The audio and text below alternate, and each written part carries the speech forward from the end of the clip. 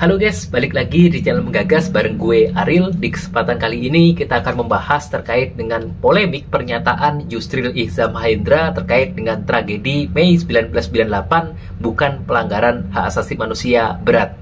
Simak videonya sampai tuntas agar tidak salah dalam mengambil kesimpulan.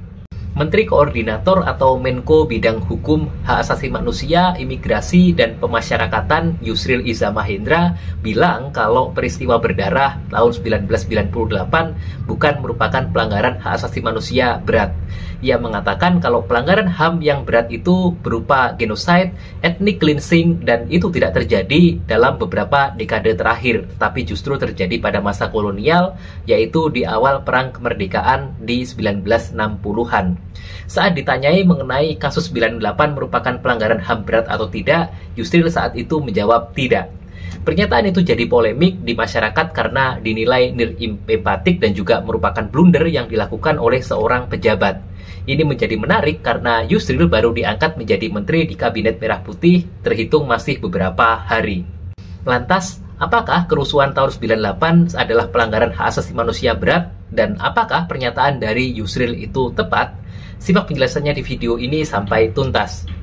Menurut ketentuan pasal 104 ayat 1 Undang-Undang Nomor 39 tahun 1999 tentang hak asasi manusia, yang dimaksud dengan pelanggaran hak asasi manusia yang berat adalah pembunuhan massal atau genocide, pembunuhan sewenang-wenang atau di luar putusan pengadilan, arbitrary or extrajudicial killing, kemudian ada penyiksaan, kemudian ada penghilangan orang secara paksa, pembudakan atau diskriminasi yang dilakukan secara sistematik atau systematic discrimination.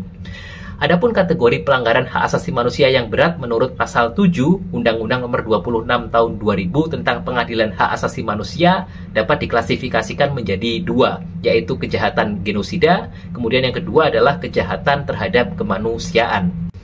Lantas, apa itu kejahatan genosida?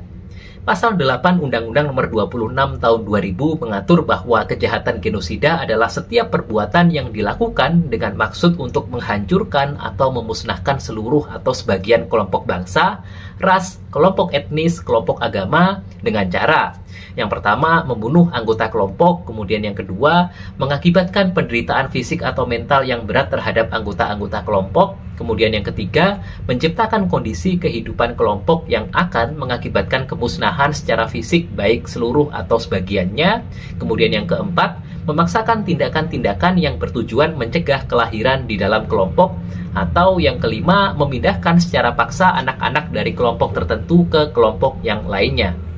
Adapun kejahatan kemanusiaan menurut pasal 9 Undang-Undang Nomor 26 tahun 2000 adalah salah satu perbuatan yang dilakukan sebagai bagian dari serangan yang meluas atau sistematik yang diketahuinya bahwa serangan tersebut ditujukan secara langsung terhadap penduduk sipil, berupa yang pertama pembunuhan, kemudian yang kedua adalah pemusnahan, yang ketiga adalah perbudakan, yang keempat adalah pengusiran atau pemindahan penduduk secara paksa. Yang kelima, perampasan kemerdekaan atau perampasan kebebasan fisik lain secara sewenang-wenang yang melanggar asas-asas ketentuan pokok hukum internasional. Yang keenam, penyiksaan. Yang ketujuh, perkosaan, kemudian juga perbudakan seksual, kemudian pelacuran secara paksa, pemaksaan kehamilan, pemandulan atau sterilisasi secara paksa, atau bentuk-bentuk kekerasan seksual yang setara. Kemudian yang kedelapan ada penganiayaan terhadap suatu kelompok tertentu atau perkumpulan yang didasari persamaan paham politik, ras, kebangsaan, etnis, budaya, agama, jenis kelamin, atau alasan lain yang telah diakui secara universal sebagai hal yang dilarang menurut hukum internasional. Kemudian yang kesembilan ada penghilangan orang secara paksa. Dan yang ke-10 ada kejahatan apartheid atau politik pemisahan antara kulit hitam dan kulit putih. Jadi cukup luas ya kategori dari perbuatan yang termasuk sebagai kejahatan kemanusiaan. Nah, kalau kita melihat kilas balik dari kerusuhan tahun 1998, peristiwa kerusuhan Mei 1998 ini memilukan bagi etnis Tionghoa di Indonesia. Toko dan rumah dijarah, dibakar, dan dihancurkan. Pelanggaran HAM berat juga terjadi pada wanita Tionghoa. Mereka diperkosa, dilecehkan, dianiaya, dan dibunuh. Diperkirakan sekitar 1.188 orang tewas dan 85 wanita mengalami pelecehan seksual. Terbayang betapa seremnya ya. Nah, kembali ke masa sekarang bahwa Presiden Jokowi melalui keputusan Presiden nomor 17 tahun 2022 telah membentuk tim penyelesaian non-yudisial pelanggaran hak asasi manusia yang berat masa lalu. Tim tersebut menyampaikan laporan kepada Presiden Jokowi bahwa pelanggaran HAM berat masa lalu menjadi beban bagi sejarah Indonesia modern. Berdasarkan data dan rekomendasi Komisi Nasional Hak Asasi Manusia atau Komnas HAM, hingga tahun 2020 terdapat 12 peristiwa pelanggaran hak asasi manusia yang berat masa lalu, yaitu yang pertama ada peristiwa 1965 sampai dengan 1966 atau kita kenal dengan peristiwa 65. Kemudian yang kedua ada peristiwa penembakan misterius di antara tahun 1982 sampai dengan 1985 atau kita biasa kenal dengan kasus Petrus. Kemudian yang ketiga ada peristiwa Talang Sari, Lampung 1989 atau kita kenal dengan kasus Talang Sari. Kemudian ada peristiwa rumah Gyudong dan Pos Satis di Aceh 1989.